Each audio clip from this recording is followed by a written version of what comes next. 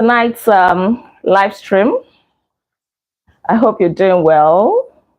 Good to have you on board from wherever you're joining.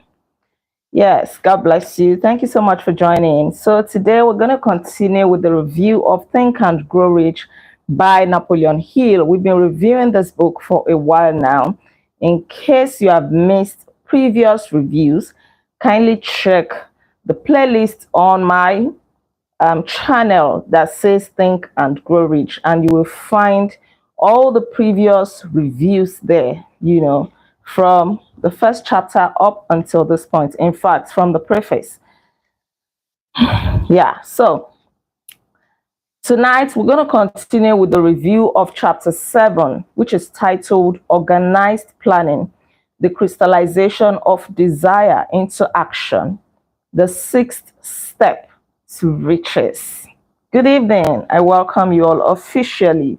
So yesterday we started examining chapter 7, and we talked about how to plan adequately, that it is not enough to have a desire.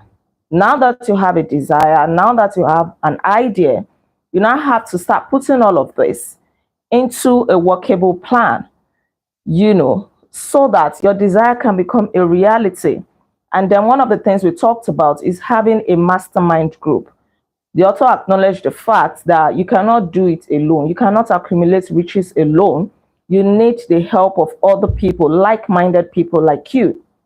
Yes, who are going to offer assistance, who are going to offer you meaningful suggestions. And then if your plan fails, make sure that you create another plan. If that one fails, create another one.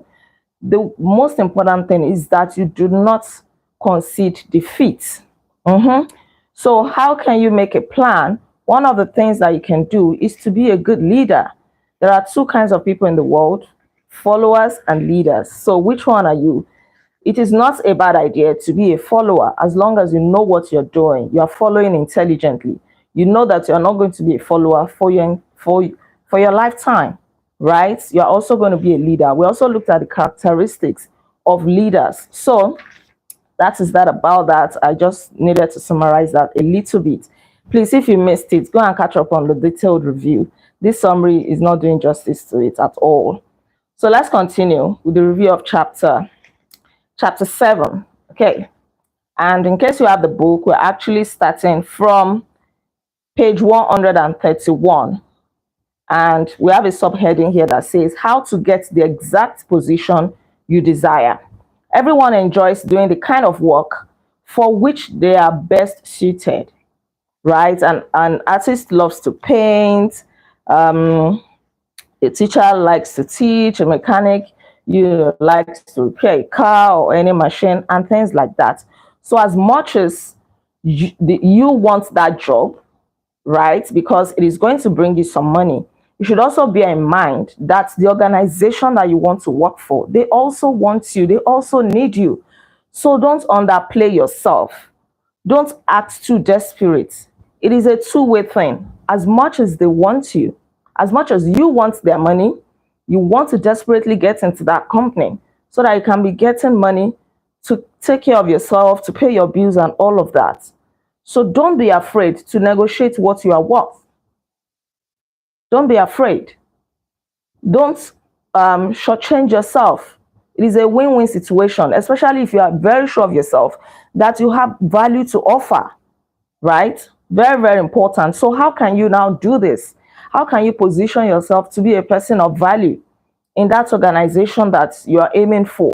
Or maybe you want to render your service to a particular institution. Number one, decide exactly what kind of job you want. If the job doesn't already exist, perhaps you can create it. We've read the story of a young man in this same book who wrote a 50-page plan. He was seeking a job in an organization with the help of his mom, who was a very good storyteller. They didn't write a conventional CV. They wrote a 50-page plan, did research about that organization, came up with a proposal, what he would do if hired. And he got the position of an executive, a position that would have taken him ordinarily 10 years to get to. He got it because he had a detailed plan. He wowed all the interviewers and, everybody that mattered in that company. And that's what we're talking about. Number two, choose the company or individual for whom you wish to work. Choose this carefully.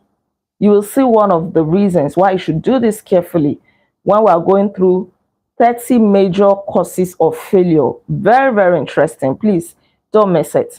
Number three, study your prospective employer as to policies, personnel, and chances of advancement.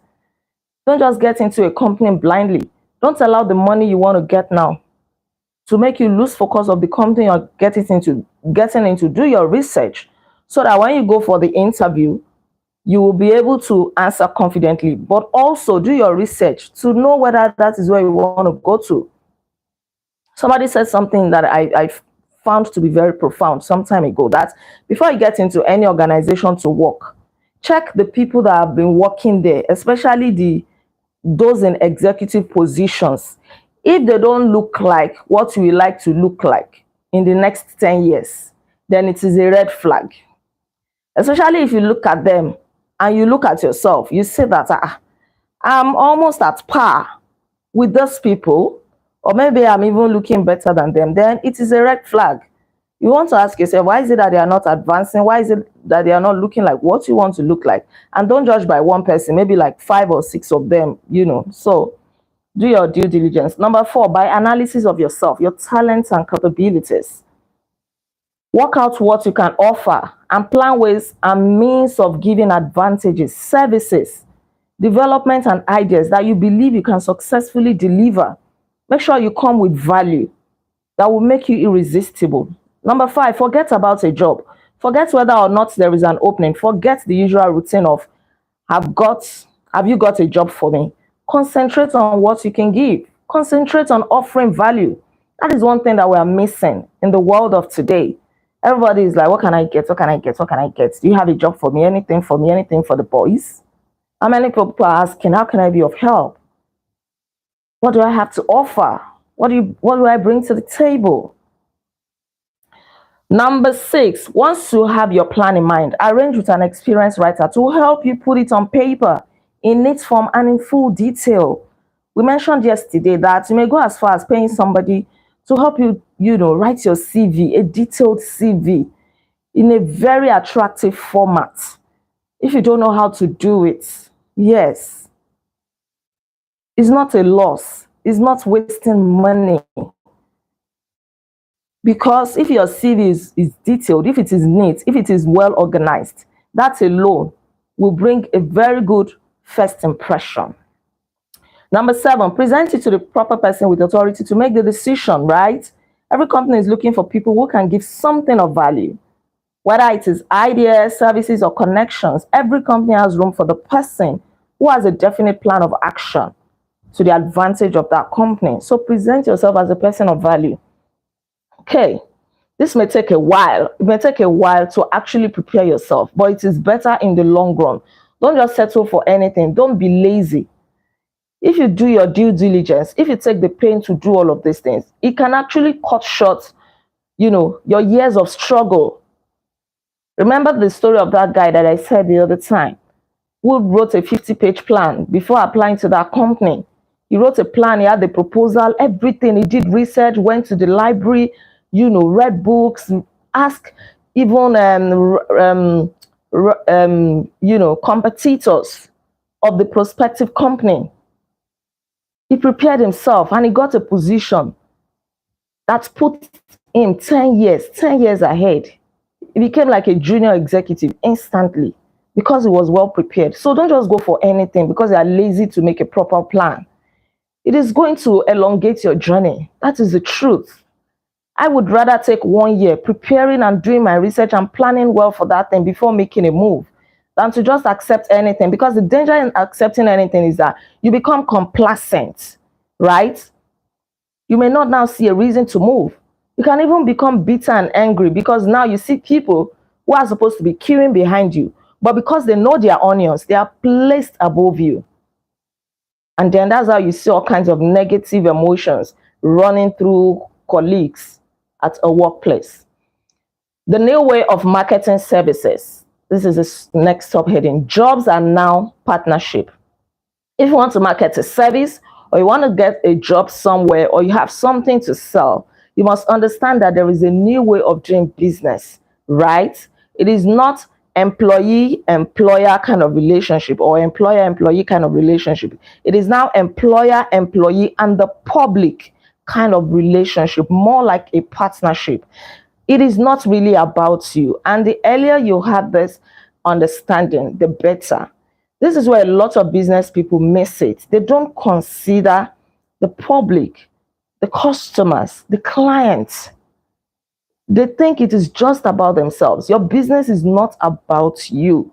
It is about your customers or your clients. If you put them first, it shows that you put value first. And then the money is going to follow. But if you put it the other way around, you put money first. You don't care how they feel. You don't care whether they are satisfied. You don't care whether they get value for their money. Then be ready to lose them. It's just a matter of time. So you must have this understanding in mind. I always say it that I've seen a lot of people, especially where I come from, they don't know how to do business at all. And it is so sad. I wish that, I made some videos about it, but I wish I could do more. When I see somebody put up a negative attitude, I mean, why are you in business? We'll get into that. Please pay attention. Courtesy and service are the watchword of merchandising today. Courtesy and service. What do I have to offer? Offer it politely. Let there be courtesy. And there cannot be courtesy or service if you put money first. If you are so fixated on money, how I'm going to make profit, no refund, things like that. Or your customers are angry, you're also angry, you're shouting, you're ranting. No, it's a wrong way of doing business. It is a wrong way of doing business. All right, now let's go to how to do it. What is your QQS rating as a business person? QQS rating. So as I go through this, I want you to rate yourself.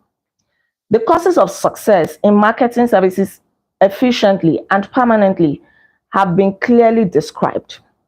Unless those causes are studied, analyzed, understood, and applied, no one can make their services efficiently and permanently. It is up to you to sell your own services. The quality and the quantity of service rendered.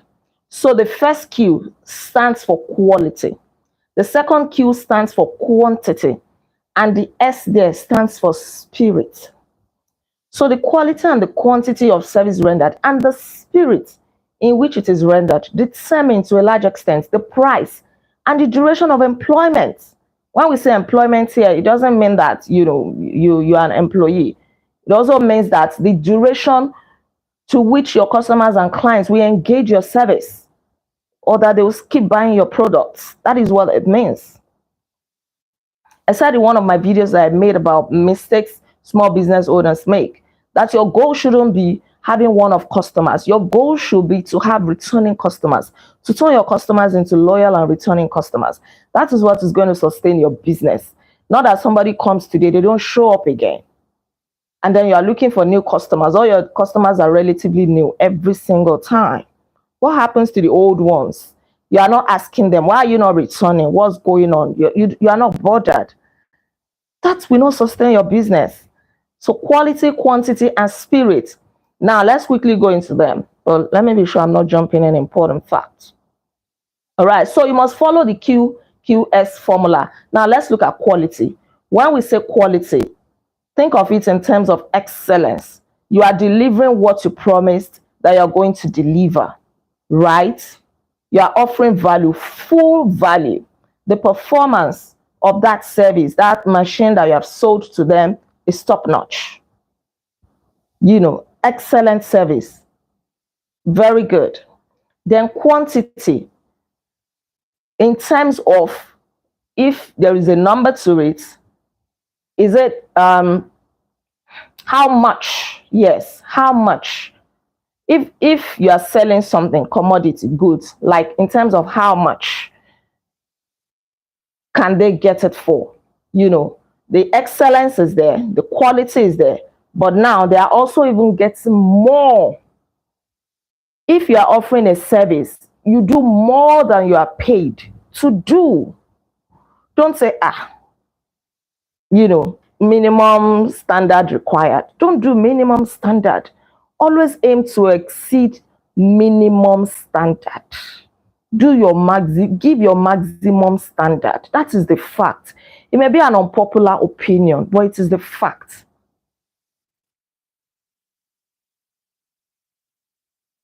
I'm sitting in my mini studio right now. This is where I record, most of my videos, except when I feel like changing location in my house. And I have this window blind here right now.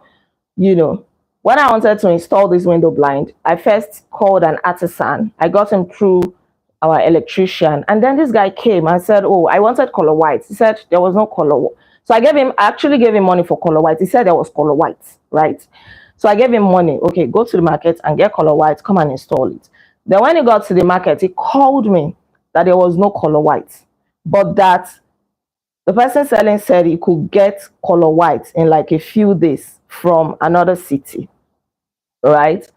But that the price of color white was going to be double the price of any other color, maybe like black or black and white and all of that. So I thought about it. I said, it is really, really color white, because I like to go for what I want. I don't always like to settle for anything that I'll always look at and I won't really like. I'll be like, I just accepted this thing just like that. So I thought about it. I said, you know what? Don't worry about it. Don't worry. I need it as soon as possible, and I don't think I want to pay double for color white. Why? Is it because it is white? So I said, don't worry. So he came back, brought the money back, and then, of course, it was a transfer I made. He said he wouldn't refund everything, that he would remove. This was after I'd given him transportation fare. He said he would still remove, a token. Well, it's okay. Just give me my money. And then I went on Google. You see why it is important for you to have an online presence for your business. I went on Google. I was like, okay, I can actually go on Google.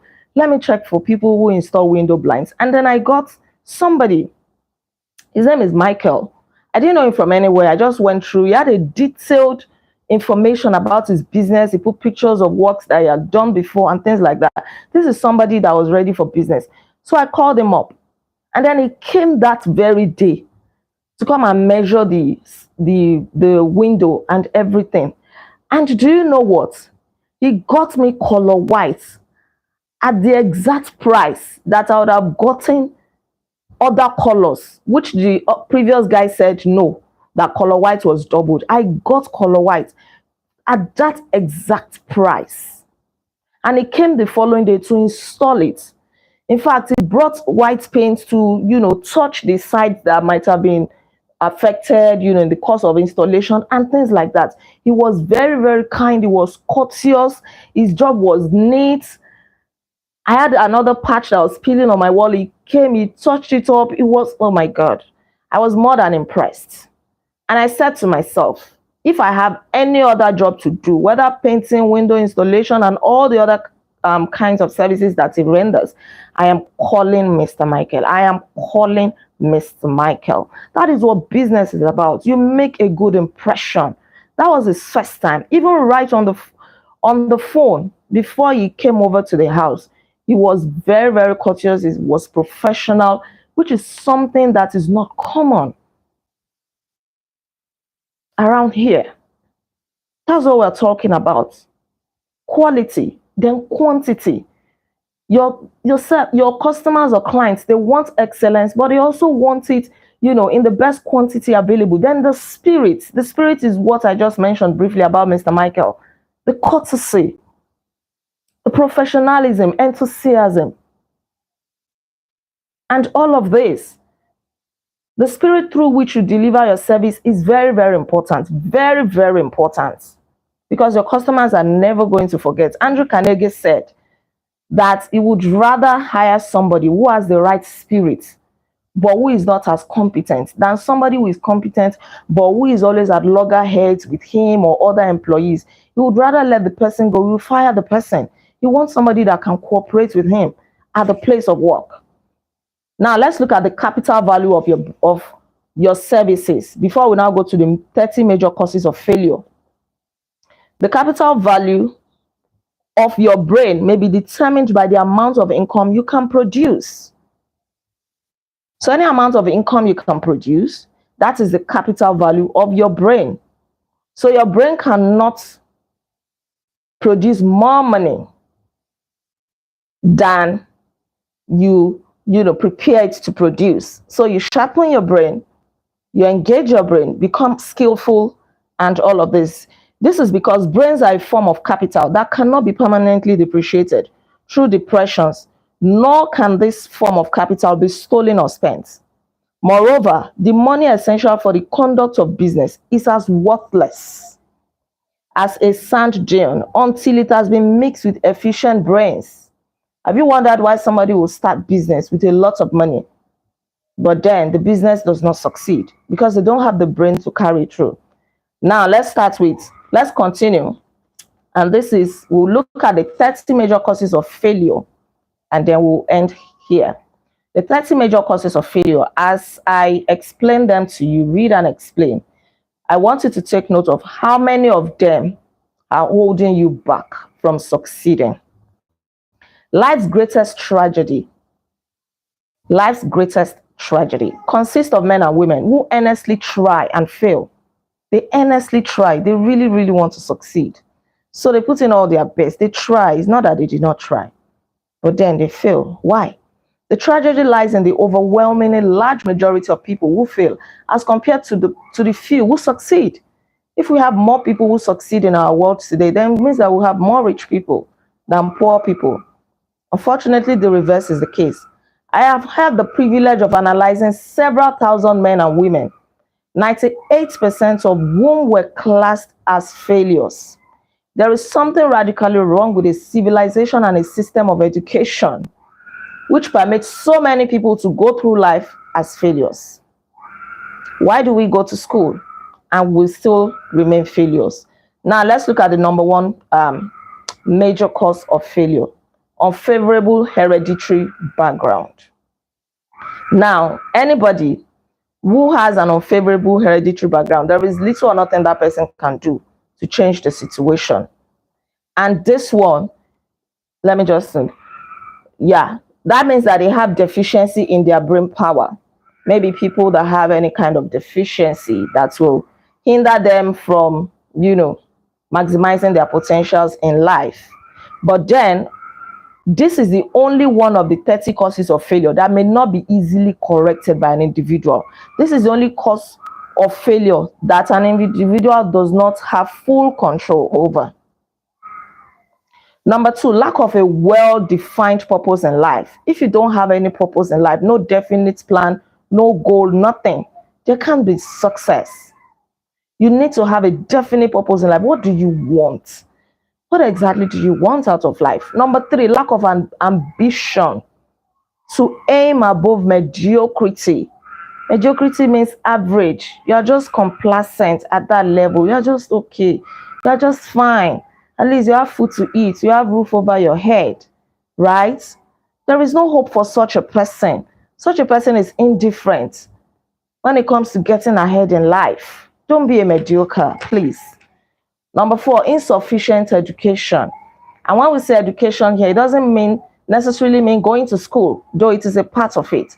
But even when you're out of school, do you keep on acquiring education? Education does not only happen within the four walls of a classroom. You have to keep reading. You have to keep sharpening your skills. You have to keep improving on yourself. That is education. Self-made education or self-education.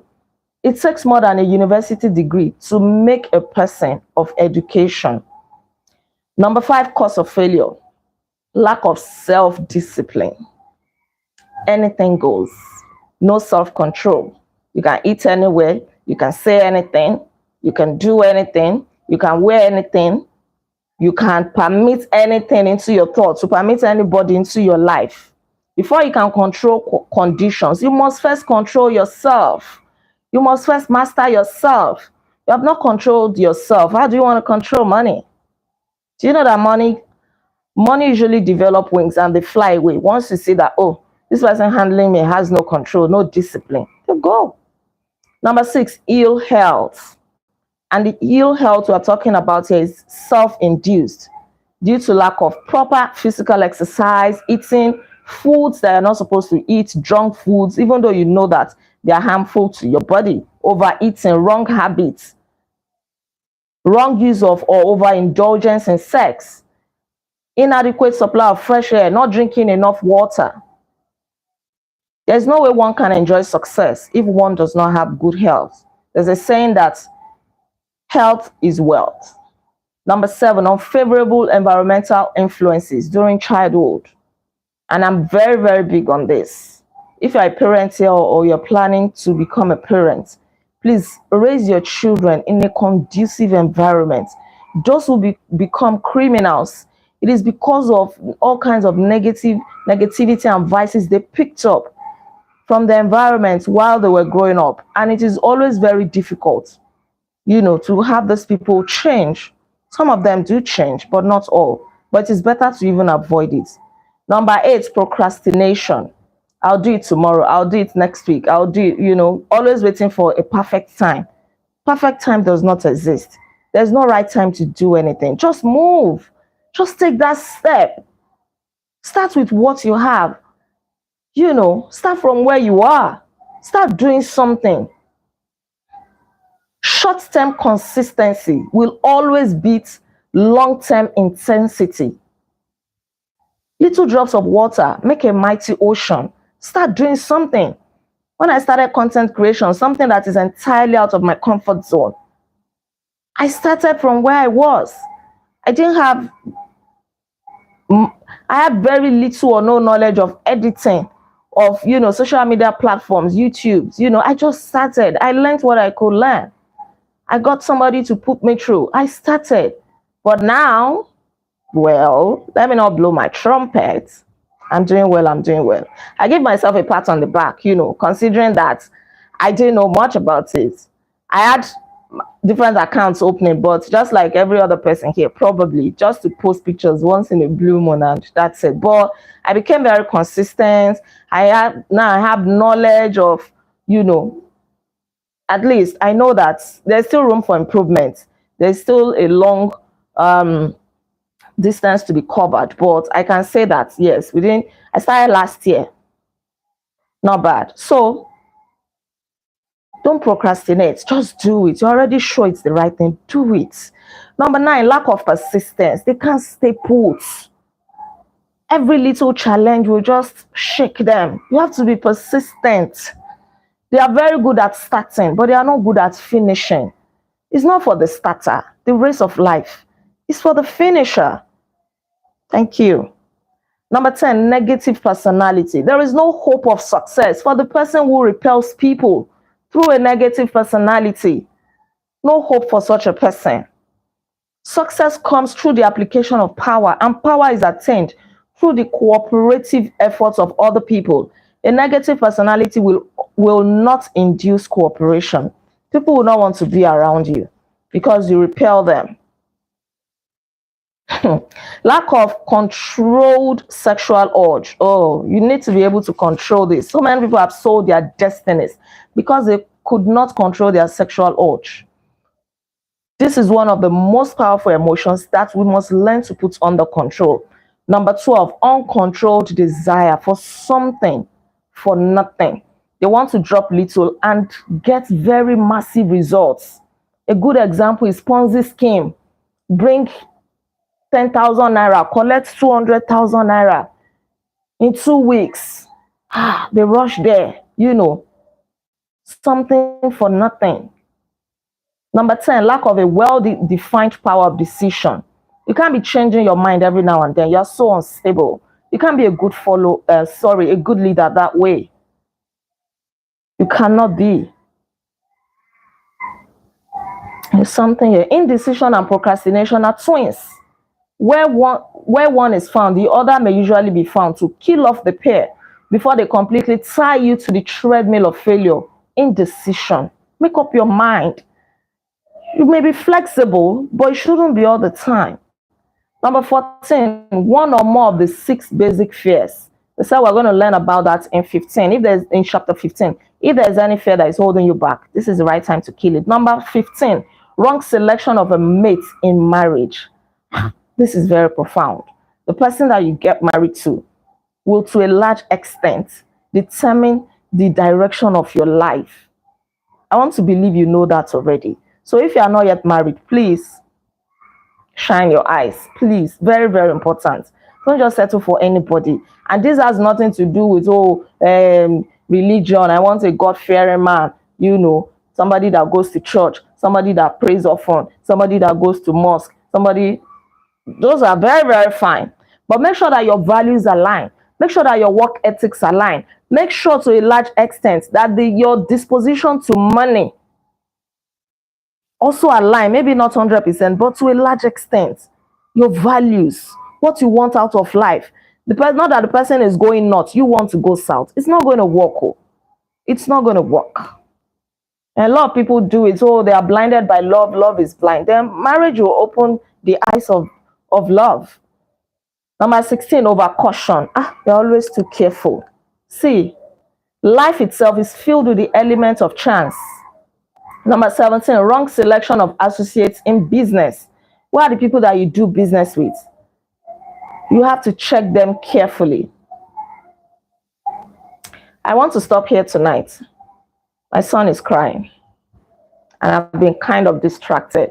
My husband is not around. So I need to go and attend to him. So we're going to stop at number 17. I had actually planned that we're going to finish the 30 major causes of failure. But let's stop at number 17 so that I also do not rush the remaining. Very, very important. If you don't have this book, please go and get it, right? Thank you so much for joining. We're going to meet tomorrow again at 9:30 p.m. West African time. Please read ahead of the review. Thank you and God bless you. Don't forget to like this live stream if you have not liked it already. Drop all of your comments. Subscribe to this channel. I remain Olaide Agbaje, also known as First Lady. And on this channel, I inspire you to live intentionally. We'll see you tomorrow. Until then, be intentional. Bye-bye.